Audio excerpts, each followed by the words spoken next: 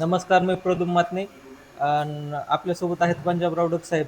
आम्ही नेपाळमध्ये काठमांडू या ठिकाणी आलेलो होतो. आम्ही 3-4 दिवस झाला आता इकडेच आहेत. सध्या आम्ही काल पशुपतीनाथाचं दर्शन घेतलेले काठमांडू या ठिकाणी. आणि तर डक पोखरा. साहेबाला आता आपण विचारू, महाराष्ट्रामध्ये पावसाची परिस्थिती काय राहणार आहे? शेतकरी आता चिंतेत आहे. मान्सून कधी येणार? पेरणीची तयारी कशी करावं? बियाण्याचं नियोजन कसं करावं? तर डक साहेबाला आता विचारू कसं राहणार आहे आता इथून पुढचं. नमस्कार, मी पंजाब डक. आज आहे 24 मे 2026.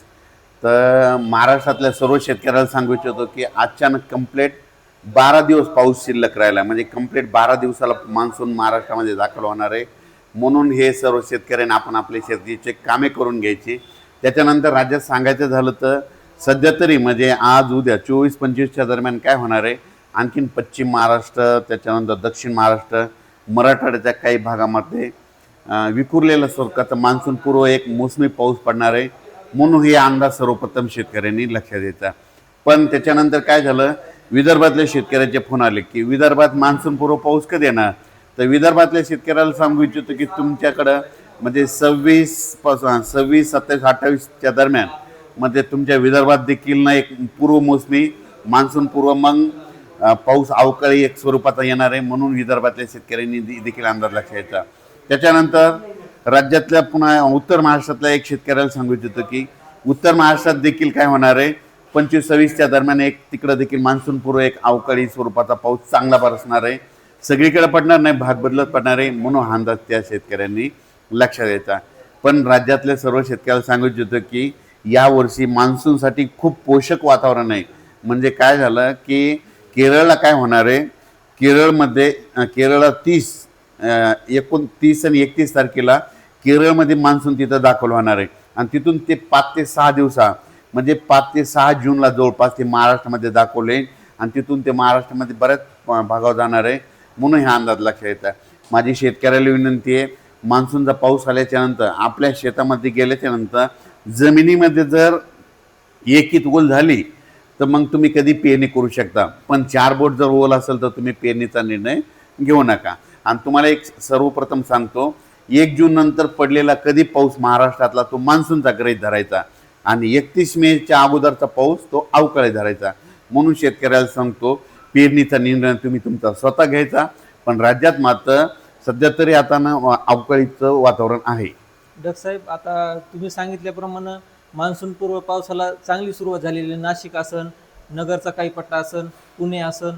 तर मान्सूनपूर्व पावसाची परिस्थिती आता किती दिवस राहणार आहे आणि जिल्ह्यावाईज सांगा, मान्सूनपूर्व पाऊस कसा पडणार आहे, काय राहणार आहे? हे जे मान्सूनपूर्व पाऊस आहे ना, सगळ्यात जास्त तुम्हाला सांगतो लातूर जिल्हा एक चांगला राहणार आहे, बीड जिल्हा एक जास्त राहणार आहे, सोलापूर जिल्ह्याला एक राहणार आहे, सांगलीकडे राहणार आहे, सातारा, कोल्हापूर, पुणे, कर्नाटक पूर्ण, त्याच्यानंतर पुणे जिल्हा, नाशिक जिल्हा, त्याच्यानंतर अहिल्यानगर, त्याच्यानंतर संभाजीनगर, जालना जिल्हा, ह्या पट्ट्यामध्ये काय होईल, मान्सूनपूर्वचा एक हे 2-3 दिवस आणखीन 25पर्यंत हे चांगला बरसणार आहे. काही काही भागामध्ये चांगला पडणार आहे आणि काही भागाला सोडून देणार आहे.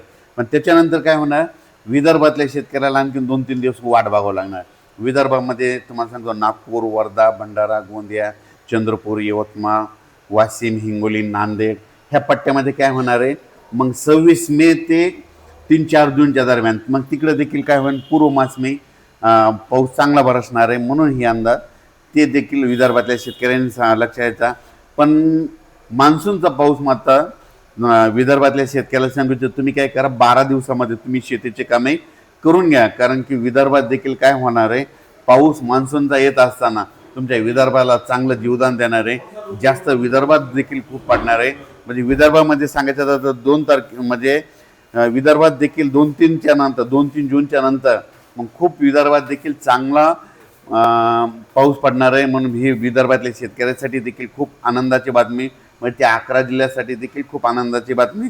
त्याच्यानंतर दक्षिण महाराष्ट्र आणि पश्चिम महाराष्ट्रातल्या मात्र शेतकऱ्याच्या यावर्षी जरा जास्त पाऊस सुरुवातीलाच पूर्व मोसमी पडणार आहे. त्याच्यामुळे त्यांच्यात देखील त्यांच्यासाठी खूप आनंदाची बातमी आहे. पण राज्यात मात्र 5 जूनला म्हणजे केरळला काय होईल, केरळला 30 आणि 31 मेला चांगला मोसमी पाऊस चांगला सक्रिय होणार आहे. तिथून 5-6 दिवसामध्ये महाराष्ट्राकडे प्रवास करणार आहे. म्हणून ही सर्वप्रथम शेतकऱ्यासाठी अंदाज आहे.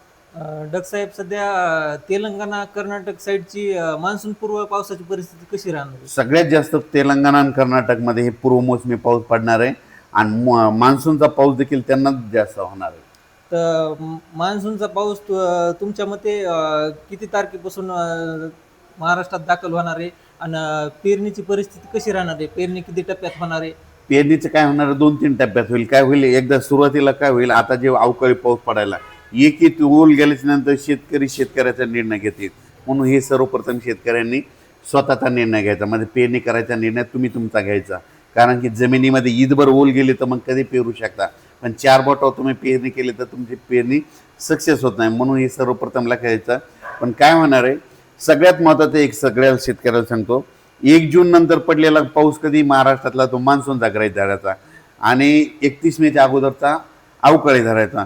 तर केरळमध्ये काय होणार आहे, 30-31 आल्याच्या नंतर फास्ट येत राहत असल्यामुळे यावर्षी खूप चांगलं साल आहे. 2-3 टप्प्यात पेरण्या होतील. 5, 6, 7, 8, 9ला जे पाऊस येईल त्याच्यामध्ये काही शेतकऱ्याच्या होतील. त्याच्यानंतर 16, 17, 18, 19च्या दरम्यान जूनमध्ये एक पाऊस येणार आहे, त्याच्यामध्ये काही जणांच्या पेरणी होते आणि याच्यातून जर काही उरले तर जूनच्या शेवटच्या आठवड्यात बाकीच्यांच्या पेरण्या होतील. डग साहेब, आता काही शेतकऱ्याचे प्रश्न होते, तुम्ही बियाणं सजेस्ट केलं होतं, हे बियाणं लावा, ते बियाणं लावा, तर शेतकऱ्याचं म्हणणं आहे कसं करावं नेमकं? माझं म्हणणं आहे, शेतकऱ्याला, आपल्या नातेवाईकाला, आपल्या पाहुण्याला ज्या बियाणाला ज्याचा उतार आला ते बियाणं निवडायचं. म्हणजे आपण आपला अनुभव घ्यायचा, गेल्या वर्षी आपल्याला कसं राहिलं, आपल्या पाहुण्याकडे कोणतं बियाण्याचं वाण होतं आणि त्याच्यानुसार आपण आपलं बियाणं स्वतःच्या याच्यावर निवडायचं. डग साहेबाच्या मते मी स्वतः बियाणं सांगितलं म्हणून तुम्ही लावू नका. आपल्या नातेवाईकाला, आपल्या मित्राला, ज्यांनी अनुभव घेतलेला त्या बियाणाचा, त्यांच्या मते त्यांनी अनुभव घेतला त्यानुसारच तुम्ही बियाणं निवडा. बियाणं योग्य बियाणं निवडा आणि पेरणीचं नियोजन करा. डग साहेब, आता इथून पुढं समजा जूनमध्ये पावसाची परिस्थिती कशी राहणार आहे एकदा सविस्तर सांगा. यात जूनमध्ये सर्व शेतकऱ्याला सांगू इच्छितो की काय होणार आहे, जूनच्या मध्ये आणखीन कंप्लीट आज 24 मे, आजच्यानं कंप्लीट 12 दिवस म्हणजे पाऊस यायला, म्हणजे आपल्या महाराष्ट्रामध्ये 5 ते 7 जूनला मान्सूनचा पाऊस येतो. तर यावर्षी बरोबर वेळेवरच यायला आहे. म्हणून ही सर्वप्रथम शेतकऱ्यासाठी आनंदाची बातमी. शेतकऱ्यांनी शेतीचे कामे करून घ्यायचे आणि पेरणीचा निर्णय स्वतः घ्यायचा. जमिनीत ईदभर ओल असले तर कधी पेरू शकता. पण काय होतं की मान्सून यायच्या अगोदर काही ठिकाणी खूप म्हणजे पेरणीला लायक पाऊस पडणार आहे. म्हणून त्यांनी त्यांचा निर्णय स्वतः घ्यायचा. काही ठिकाणी नाही पडणार तर त्यांनी पेरणी त्यांची थांबवायची. पण पेरणी करत असताना, लागवडी करत असताना खतं टाकायचे निर्णय स्वतः घ्यायचे. म्हणून ही सर्वप्रथम शेतकऱ्यांना लक्षात येतं. पण तुम्हाला सांगतो, यावर्षी मात्र मान्सूनचं खूप पोषक वातावरण आहे. कंप्लीट 30 आणि 31 तारखेला मात्र केरळला चांगलं दणदणीत आगमन होणार आहे. आपल्या केरळच्या देवभूमीवर मान्सून दाखल होऊन त्याच्यानंतर काय होणार आहे, 5, 6, 7 जूनच्या दरम्यान महाराष्ट्रामध्ये म्हणजे जून लागल्याच्या नंतर हळूहळू ते आपल्या महाराष्ट्राकडे प्रत्येक भागावर पसरत जाणार आहे. म्हणून ही सर्वप्रथम शेतकऱ्यांनी अंदाज लक्षात घ्यायचा. धन्यवाद डग साहेब अंदाज दिल्याबद्दल. आता भेटूया नवीन वातावरणाचा बदल झाला तर नवीन अंदाजासोबत डग साहेबासोबत. धन्यवाद शेतकरी. धन्यवाद.